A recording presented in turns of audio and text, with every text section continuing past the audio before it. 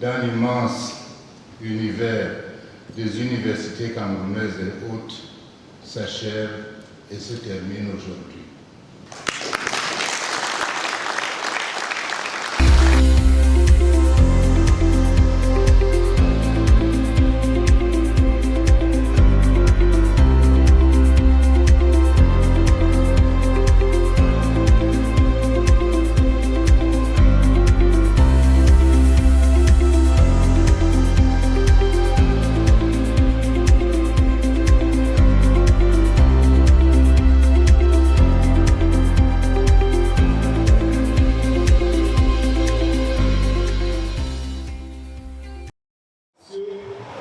Je ne saurais commencer sans exprimer ma déférente gratitude au laboratoire, au LACOP qui nous invite.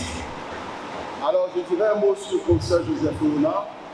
C'était un ovni de la science juridique. Il est entré pleinement au panthéon du droit.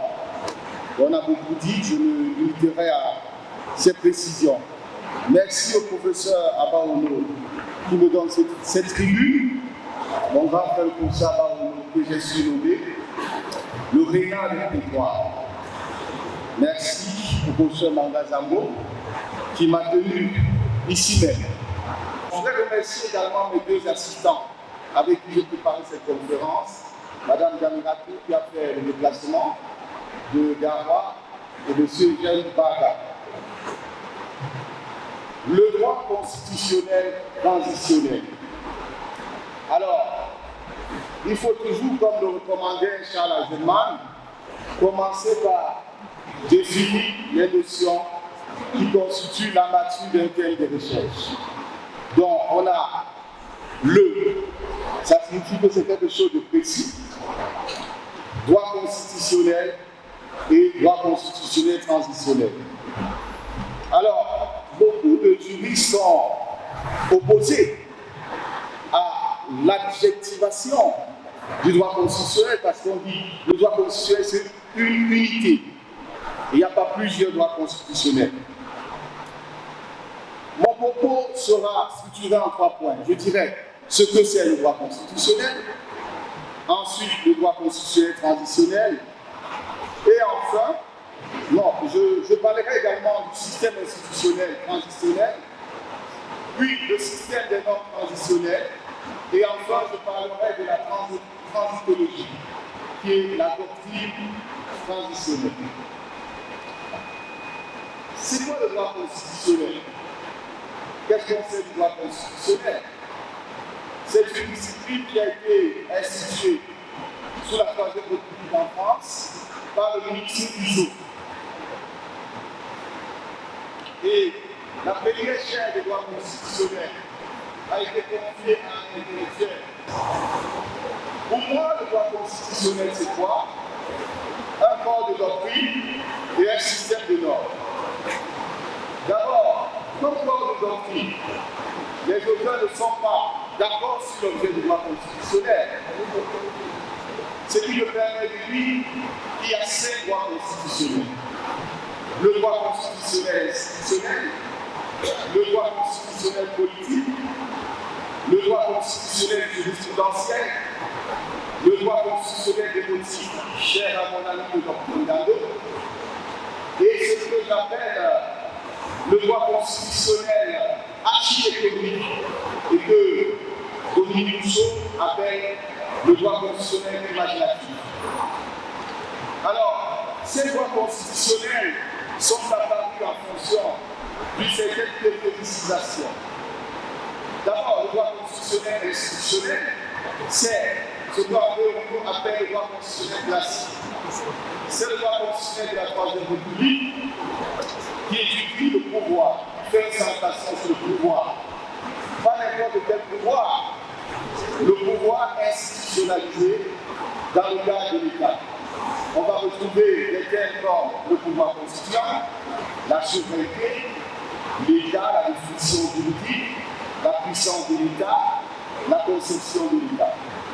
Je parlerai également de Mikhail Bersevich, qui était en réalité russe, mais naturalisé français. à travers l'ouvrage Constitution, les constitutions de l'Europe nouvelle, a contribué également à ce droit. Le droit constitutionnel institutionnel s'est poursuivi sous la 4e République avec des auteurs comme André Bourriot, Marcel Pelot et Jean Fedel, à travers son manuel de droit constitutionnel qui date de 1949. Aujourd'hui encore, sous la 5e République, on a des auteurs proches de cette idée. Deuxième droit constitutionnel, le droit constitutionnel politique, qui est apparu à partir des années 50, le professeur Philomena Louvain. Pourquoi? Parce que la 4e République était une république de partis politiques. Les partis sont apparus en 1870 en France, mais ils ont manifesté une vitalité sous la 4e République. Alors, ce droit a été porté à bout de bras par des auteurs comme Duverger, qui a un parcours ambivalent. Des auteurs comme Georges Budeau. Duverger publie en 1951 un intéressant ouvrage sur les partis politiques. Dans son droit constitutionnel, il s'intéresse au comportement des acteurs, il s'intéresse au régime électoral et à d'autres aspects, ce qui fait penser que c'est plutôt un politologue qu'un constitutionnaliste. À partir des années 70, on a vu apparaître ce que l'on appelle en France l'école aixoise du droit constitutionnel. C'est une école qui fait une centration sur le texte constitutionnel. Dans un article pionnier, le droit constitutionnel, droit de la Constitution et constitutionnalisation du droit, paru en 1990, le droit élu favoreux distingue 3 champs du droit constitutionnel. Le droit constitutionnel institutionnel, le droit constitutionnel normatif et le droit constitutionnel relationnel. C'est tout simplement les droits fondamentaux. À côté de cela, on a l'école démotique, j'allais dire, du droit constitutionnel, qui estime que le peuple ne doit plus être simplement la source du droit constitutionnel, mais l'enjeu. Alors, à partir d'une distinction esquissée par Marcel Pelot en 1961, entre le droit constitutionnel politique et administratif, le droit constitutionnel démotique, cette école s'est formée. C'est ce qu'on appelle en France l'école de Nancy, qui compte parmi des auteurs comme Vlad Constantinesco, Stéphane Kirekat, qui a un manuel à la 7e édition déjà, mais également François Borella. 5e droit constitutionnel, le droit constitutionnel imaginatif ou le droit constitutionnel architectonique. C'est une école qui part de la considération que l'objet du droit constitutionnel n'est pas simplement les normes, mais d'imaginer, pour reprendre le titre de l'ouvrage de Pierre Rosanvallon, le bon gouvernement. Lorsque le professeur Joseph Léonard parle de la rotation à la tête de la présidence, je pense qu'il fait du droit constitutionnel architectonique. Il propose une construction qui va permettre de stabiliser la société. De la même manière, quand Dominique Rousseau propose, pour substituer à la crise du régime représentatif, le concept de démocratie continue, il fait du droit constitutionnel architectonique. Le droit transitionnel dans tout ça. Alors ça, c'est le droit constitutionnel pratiqué en France. J'estime pour ma part que les États africains sont en crise et on devrait adapter notre droit constitutionnel à ce contexte. Je me suis posé la question de savoir quel est le droit applicable. Est-ce qu'on peut concevoir un droit constitutionnel applicable à la discontinuité constitutionnelle? Donc c'est tout l'intérêt de ma communication. Peut-on appliquer un droit à la discontinuité constitutionnelle? Et sur cette question, il y a 3 thèses. La première thèse, c'est la thèse du non-droit. Lorsque l'ordre constitutionnel est renversé, beaucoup estiment en référence à Carré de Malbert, il n'y a plus de principe, du coup, il n'y a plus de droit. Les constitutionnalistes doivent se reposer, aller en seconde section. Alors, c'est ce que Les transitologues comme Philippe Schmeiter ont appelé la théorie des phases de turbulence, puisque pendant ces phases, on a un régime qui résiste en appliquant les états d'exception, et on a des révolutionnaires qui vont prendre des actes où il y a une confusion. Il y a une seconde thèse qui exerce malheureusement une fascination sur nos collègues. C'est la thèse du décisionnisme. Elle estime que pendant cette période, le décideur doit prendre des actes d'autorité, autrement dit, les détenteurs circonstanciels du pouvoir constituant les militaires doivent statuer par ordonnance constitutionnelle, comme on l'a vu avec Niwedi au Tchad entre 1979 et 1982, ou encore avec Al-Béchi au Soudan, qui a statué essentiellement par des ordonnances.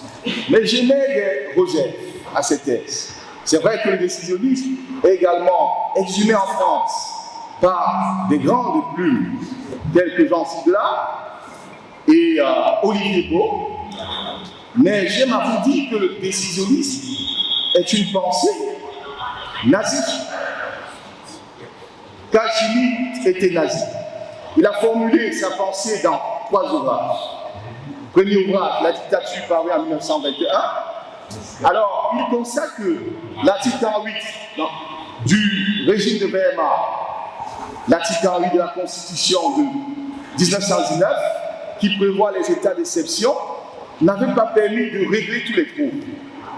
Donc voilà, là au début de sa pensée. Ensuite, dans théologie politique, mais après, dans un ouvrage intitulé Les 3 types de pensée juridique. C'est en réalité 2 conférences qu'il a données en 1934 à l'occasion de l'anniversaire de l'arrivée au pouvoir de Hitler. Alors on l'a contacté, on a dit, est-ce que vous voulez bien nous faire 2 conférences? Et je rappelle que Carl Schmitt, qui était opposé à Kelsen, a remplacé Kelsen comme doyen de la faculté de droit de Cologne. Kelsen n'a pas adhéré au nazisme, mais Carl Schmitt, lui, il était l'idéologue. Alors, pour Carl Schmitt, il y a 3 formes de pensée juridique: le normativisme de Kelsen, le décisionnisme, et c'est ce qu'il appelle la pensée de l'ordre concret. C'est quoi le décisionnisme? C'est de dire le souverain est celui qui décide de la situation exceptionnelle. Donc au Gabon, le souverain, c'est le général Oligui Nguema. Et le souverain est le fondement du droit et le fondement de la validité. Ça veut dire qu'il n'y a pas de sanction juridictionnelle. Alors, on ne va pas rejeter totalement la pensée de Carl Schmitt. Pour moi, elle est intéressante, mais elle nous permet de faire la dichotomie entre les transitions autoritaires, qui sont soumises au décisionnisme, et les transitions démocratiques, qui sont soumises au normativisme. Normativisme autant pour moi. Alors, il reste une 3e thèse. C'est la thèse de l'existence d'un droit constitutionnel transitionnel. C'est la thèse que je défends. Alors, qu'est-ce que le droit constitutionnel transitionnel? C'est le droit constitutionnel applicable à la transition. C'est le droit également qui se donne pour objet la transition. Donc c'est tout à la fois un corps de doctrine et un système institutionnel et normatif. Je voudrais, avant de continuer, faire une distinction entre 2 types de transitions. Ce que j'appelle les grandes transitions, qui ont été systématisées par un politologue américain, Samuel Huntington, dans un ouvrage intitulé The Third Wave, Democratization in Last 20th Century. Donc, il estime qu'il y a 3 grandes transitions démocratiques. Les premières transitions après la chute des empires. Donc, ces premières transitions ont commencé aux États-Unis, au Canada, et ont donné lieu à une trentaine de démocraties. Les secondes, après la Seconde Guerre mondiale, où on a observé un mouvement de reconstitutionnalisation de l'Europe, constitution allemande de 49, constitution italienne de 48, française de 46. Il y a, au cours de cette période, l'universalisme des droits de l'homme, l'émergence de la justice constitutionnelle. Et troisième transition, à partir des années 70, en Europe du Sud, la Grèce, le Portugal avec la révolution des œillets. Au Portugal, on constate la chute du salagarisme. En Espagne, avec la chute du franquisme. Alors, il a tenu compte juste de cette transition de la fin des années 75, mais il faut dire que certains intellectuels poursuivent avec l'Amérique latine et l'Europe de l'Est, l'Afrique subsaharienne. Certains auteurs estiment qu'il y a une quatrième vague avec le printemps arabe et l'hiver noir. Ça, c'est les grandes transitions. On a également les petites transitions, que j'appelle encore les transitions alternances. Normalement, le départ d'un président de la République devrait entraîner le jeu des mécanismes constitutionnels normaux. Mais il arrive en Afrique, malheureusement, que l'on soit obligé de passer par la transition. C'est ce que j'appelle les petites transitions.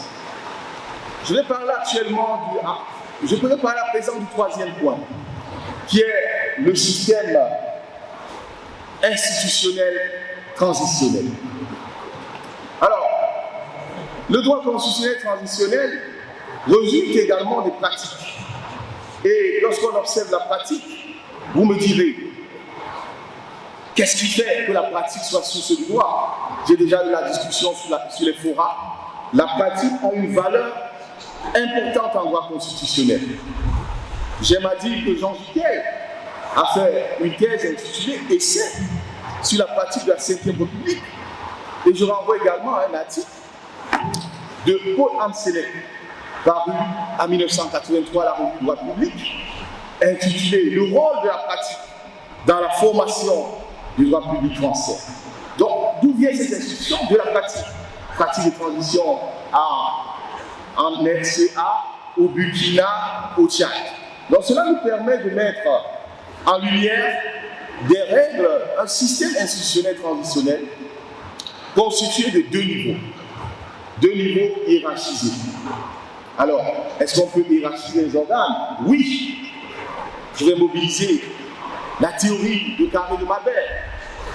Donc, on sait bien que Carré de Malbert a, dans un ouvrage intitulé « Confrontation de la théorie de la formation du droit par degré aux idées et institutions françaises, critiquer les idées de Kelsen. » Le gouvernement de transition, c'est généralement le gouvernement du droit national, dont les règles débauchent les règles d'un gouvernement classique. Pourquoi? Parce qu'il n'y a pas la solidarité gouvernementale. On se rappelle de Jean-Pierre Chevènement, président 83. Un ministre, ça ferme sa bouche. Si ça ne veut pas fermer, si ça ne veut pas la fermer, ça démissionne. On ne peut pas le dire dans un gouvernement d'union nationale. Il n'y a pas le principe de responsabilité dans un gouvernement d'union nationale. Et c'est souvent un gouvernement issu d'aller au bout du mandat. Si je prends un acte transitionnel comme l'acte des constituants, l'acte par lequel justice, le régime, la Constitution est suspendue, les institutions sont suspendues, l'ordre constitutionnel est suspendu. Je voudrais préciser pour rappeler que l'ordre constitutionnel, c'est quoi? La Constitution, les institutions, le régime politique au sens personnel du gouvernement. Alors, est-ce que cet acte est une norme? Est-ce que c'est un énoncé prescriptif? Non, ce n'est pas un énoncé prescriptif, mais c'est un énoncé performatif. Alors, il faut revenir à la catégorisation des gens du docteur. Il disait des énoncés constatatifs, des énoncés performatifs. Mais on peut dire que l'énoncé performatif est proche de l'énoncé prescriptif. Parce que les deux sont vérifonctionnels. Non, pardon, les deux ne sont pas vérifonctionnels. Ça veut dire qu'on ne peut pas les vérifier lorsqu'ils sont formulés. Les institutions sont séparées. Peut-être qu'il y a le régime laïque qui existe. Donc, on peut dire que ça se rapproche. Alors, pour la chaîne de transition, pas de discussion. La chaîne de transition prescrit. On s'était l'énoncé prescriptif. Et on a dit différemment dans la chaîne de transition. Donc, je crois qu'on existe des normes de transition. Deuxième point, quel est l'intérêt de ces normes? Alors, on disait des normes de transition. Il y a ce que j'ai appelé l'acte de construction des investisseurs.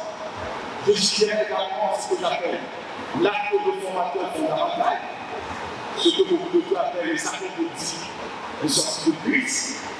Pour la crise burundaise, c'est l'accord d'Arusha de 2000. Pour la crise en RDC, c'est l'accord de Solstice de 2002. Pour la crise centrafricaine, c'est l'accord de 2013. Pour, disons, cet acte, quel est son objet? C'est de déterminer les clauses d'un nouveau contrat social et de laisser le retour à la paix. Donc cet acte fait partie du droit traditionnel. Il y a la Constitution éventuellement réactivée ou maintenue. Alors, les autorités qui renversent peuvent ressusciter la Constitution, donc ce fut le code du bilan en 2014, et donc la Constitution va se fixer avec les charges de transition. Je citerai également la feuille de route. La feuille de route, c'est quoi? C'est le programme de transition. C'est un acte qui détermine les normes, moment de la transition, dialogue national, rédaction de la Constitution, organisation des élections générales.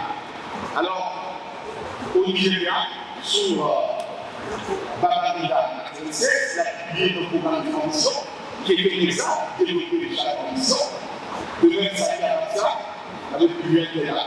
Est-ce que c'est une valeur de oui? À Madagascar, par exemple, il y a eu un autre de la loi portant charge de transition, portant avec une feuille de route. Donc, selon les cas, ça peut être un acte normatif. Je citerai encore la charte de transition et la petite constitution, la constitution de transition, dont le nom varie selon les États. On citera également les actes des organes de transition, les lois concernant la transition. Je citerai également les actes exécutifs du président de la transition. Je voulais dire qu'avant la mise en place de ces normes, il arrive que, même dans un système démocratique, il y ait une période où les autorités sont obligées de décider par des actes constitutionnels prudents. Donc ici, vous décidez vite et ainsi applicable à une période. Bref, en attendant de trouver un compromis. Alors, le deuxième point.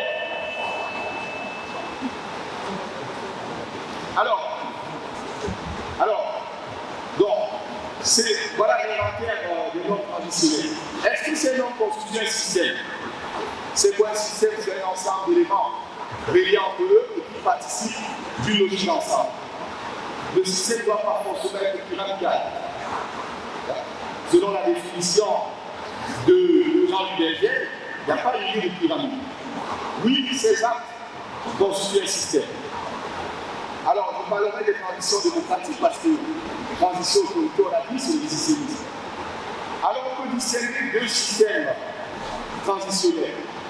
Le système accordé et le système affranchi.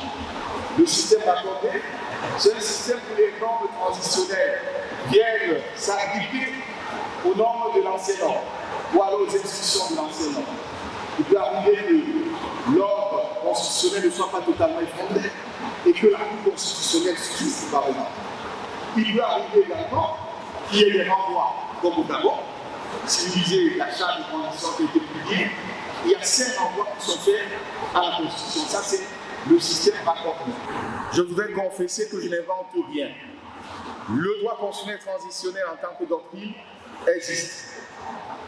C'est une doctrine qui existe en sciences politiques et qui est née à l'occasion des transitions de la troisième vague. Je voudrais citer un ouvrage phare qui résulte d'un colloque qui avait été donné à l'université de Yale dans le Connecticut dans les années 70 par O'Donnell, Guillermo, Philippe Schmeiter et Laurence 8.1. Donc le titre de l'ouvrage, c'est l'ouvrage en trois volumes. Transition from Authoritarian Rule, dans ces 3 volumes, et ça c'est le titre de base. Donc on a des auteurs également comme Céline Thiriot, de l'Université de Bordeaux, qui est une transitologue reconnue, Patrick Quentin, de l'Université de Bordeaux également. Alors, sur les petites transitions, j'aime à dire, le professeur Joseph Ouna a été un pionnier. J'ai retrouvé un article sur la charte de transition du Tchad de 1977, où il examine les causes de l'échec de cette charte. Un article également sur la transition, les actes constitutionnels centrafricains de 85. Alors, donc, c'est une doctrine de sciences politiques en réalité. Donc, ce qu'on peut reprocher à cette doctrine, c'est de comparer les transitions, si ça leur vient, ils comparent les transitions, ils examinent les processus. C'est une doctrine qui a été envahie par les juristes. Si vous regardez la 3e vague, vous retrouvez beaucoup d'écrits des juristes. Je pense à un ouvrage de Jean Dubois de Gaudusson, du professeur Jean Dubois de Gaudusson et de Darbon. On a également des articles récents. Alors, je pense qu'il faut proposer une structuration du droit constitutionnel transitionnel, et c'est par cela que je dois sortir. Parce que ce qui est reproché, c'est que même les juristes, ils vont comparer la charte à la Constitution, ils vont étudier la nature, mais ils n'étudient pas le système des normes transitionnelles. Je crois que c'est mon apport. Alors, quelle est la structuration que je vais proposer? Je propose, pour l'étude du droit constitutionnel, une distinction entre le droit constitutionnel de la normalité, qui couvre les 5 objets que j'ai vus en introduction, et le droit constitutionnel des crises, constitué de 4 champs disciplinaires. Le droit constitutionnel exceptionnel, qui s'intéresse au régime d'exception, on les connaît, l'état des sièges qui existe en France depuis 1834, qui a été appliqué pendant les 2 révolutions, 1840, 1870 et pendant les 2 guerres, dont le siège est l'article 36 de la Constitution. L'état d'exception de l'article 16 de la Constitution française, l'état d'urgence, qui n'est pas dans la Constitution en France, mais qui existe bien dans nos constitutions africaines. Donc, ça, c'est le droit constitutionnel exceptionnel. Côté de cela, le droit constitutionnel intérimaire. Le droit constitutionnel intérimaire, c'est quoi? C'est le droit constitutionnel qui s'intéresse au régime de vacances et à la suppléance.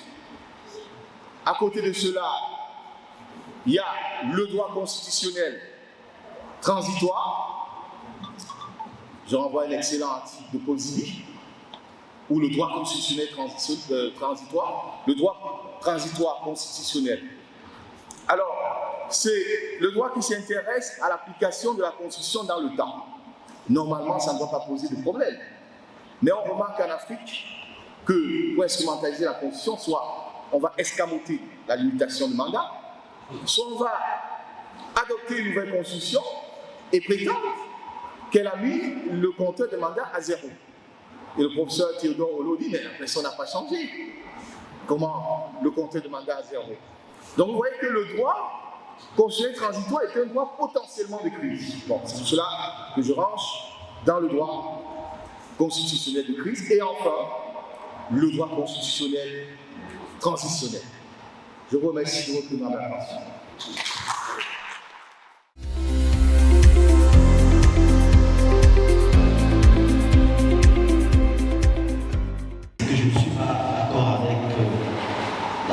Aussi puissante et plus éthique et de l'autre, ce d'autant qu'il évacue la matrice essentielle qui peut soutenir cette pensée. Je crois qu'il faut faire la différence entre le droit révolutionnaire, et elle est thèse du professeur Georges Delvaux là-dessus, et le droit d'exception. Et je suis de ceux qui pensent que le droit d'exception n'a rien d'exceptionnel, dans la mesure où tout ce qui concerne le droit exceptionnel est inscrit dans la Constitution. Il s'agit d'un développement normal de la norme constitutionnelle. Et donc je m'intéresse au droit révolutionnaire qu'il essaie de concevoir avec les termes élogieux qui sont les siens, pour dire que vous auriez tort d'évacuer le décisionnisme. Parce que si on est d'accord que la pratique fonde la matrice du droit transitionnel, la charte de transition n'a pas pour élément de validation la pratique. La pratique. Il s'agit de la pensée de l'auteur. La pensée de l'auteur.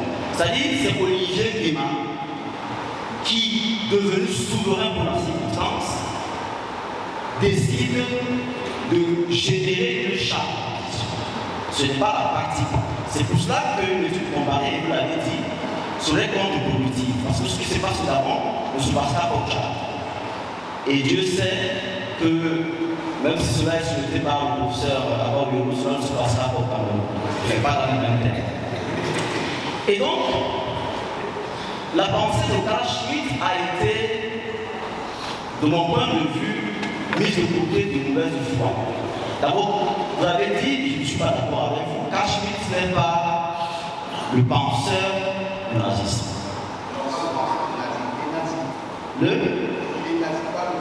Donc vous avez utilisé le terme, l'idéologue, c'est ça. Mais ce n'est pas l'idéologue du nazisme. C'est Hitler qui est l'idéologue du nazisme. Carl Schmitt explique les logiques de fonctionnement de l'état exceptionnel, ou alors, je vais dire ça mieux, en ces termes, de la situation exceptionnelle. Et Carl Schmitt dit, en situation exceptionnelle, il faut une décision pour rompre avec la rupture de l'ordre normal et générer un nouvel ordre. Un nouvel ordre. Vous allez comprendre. Générer un nouvel ordre. Qu'il soit circonstanciel ou transitionnel, le système politique peut être circonstanciel, mais il n'est pas moins avec une sorte de systématisation de la vie. Et donc, vous ne pouvez pas évacuer la pensée de Carl Schmitt dans votre développement du droit transitionnel. Ce serait une grande erreur parce qu'on vous demandera, et tous les étudiants de droit ici, ils sont adeptes de quel simple disant, quelle est la norme qui est le substrat de validation de la charte de transition? Est-ce la Constitution qui a été anéantie? La réponse, c'est la décision de celui qui est circonstanciellement souverain. Et donc, je voulais partager cela, ce sont des échanges que nous avons souvent en privé, dans le prolongement de votre réflexion, de dire qu'il faut commencer à distinguer le droit révolutionnaire du droit d'exception, parce que le droit d'exception n'est pas un droit de crise, c'est un droit normal, Tropel le dit, l'état d'urgence n'a rien d'exceptionnel, c'est inscrit dans la Constitution. Et donc, dans le droit révolutionnaire, on exhume obligatoirement la pensée de Carl Schmitt, que ce soit en amont pour valider la charte primaire, que ce soit en aval pour achever le système exceptionnel et conjoncturel qui a été mis sur place. Donc voilà, monsieur le modérateur, la petite contribution que je voulais avoir dans le prolongement de cette belle conférence. Je vous remercie. La question s'adresse au professeur Guéman.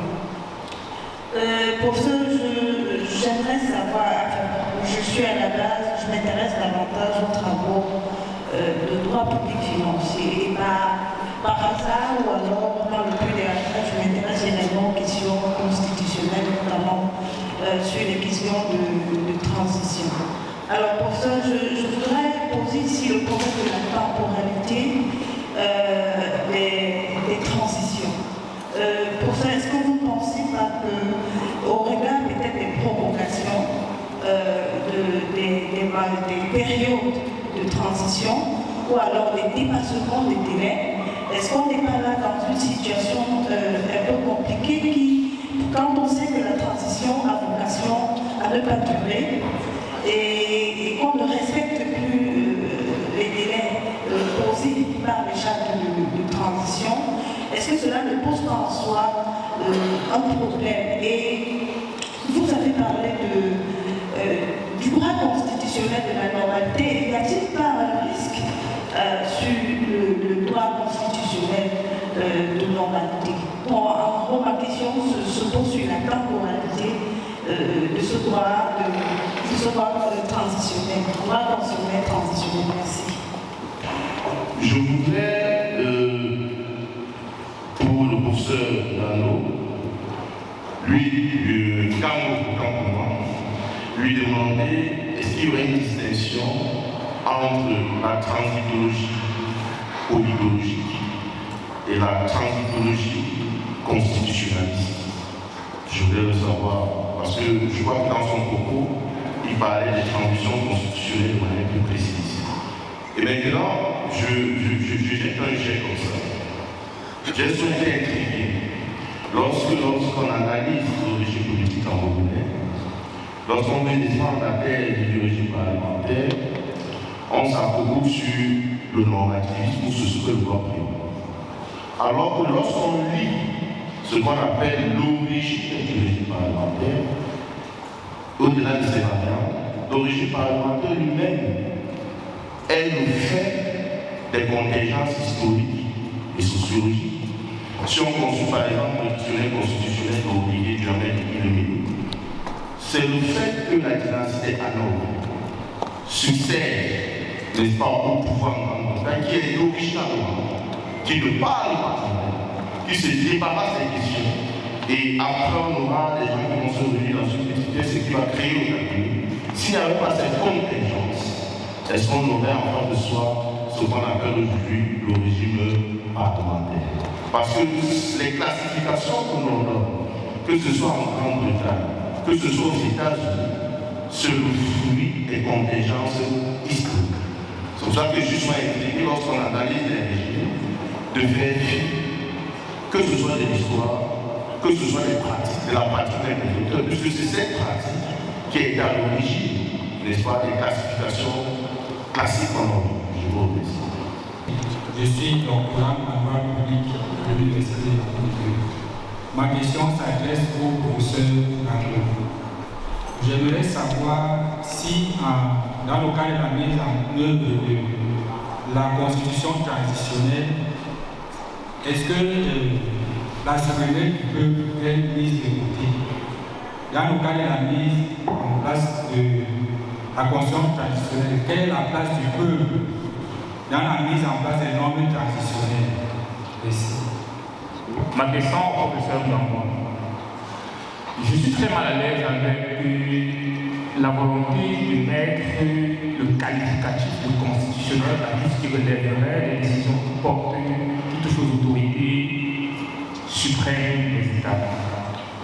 Pourquoi je le dis? À partir du moment où les réalités de transition ne sont pas pareilles d'un État à un autre, ne doit-on pas seulement parler d'un droit de transition et non d'un droit constitutionnel transitionnel?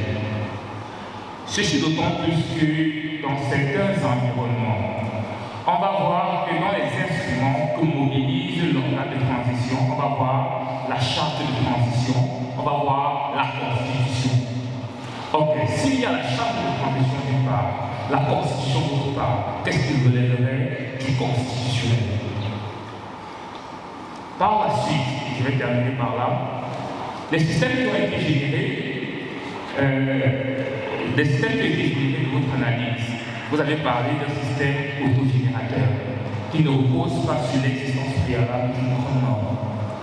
Seulement, je vais avouer que, je ne vais pas dire que ça me pose un problème, mais j'ai une difficulté de compréhension à ce niveau. Parce que si on se rappelle que les mathématiciens comme Dr.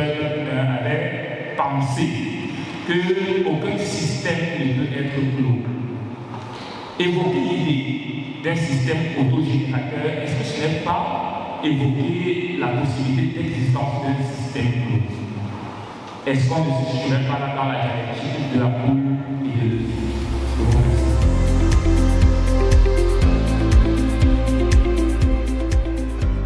Donc je vais faire une précision, je n'ai pas évacué la pensée de Kachi. Je n'ai pas évacué. Je dis on retient sa pensée autant que l'on admet qu'elle est valable pour les transitions autoritaires. Donc, distinction entre transition autorité et transition démocratique.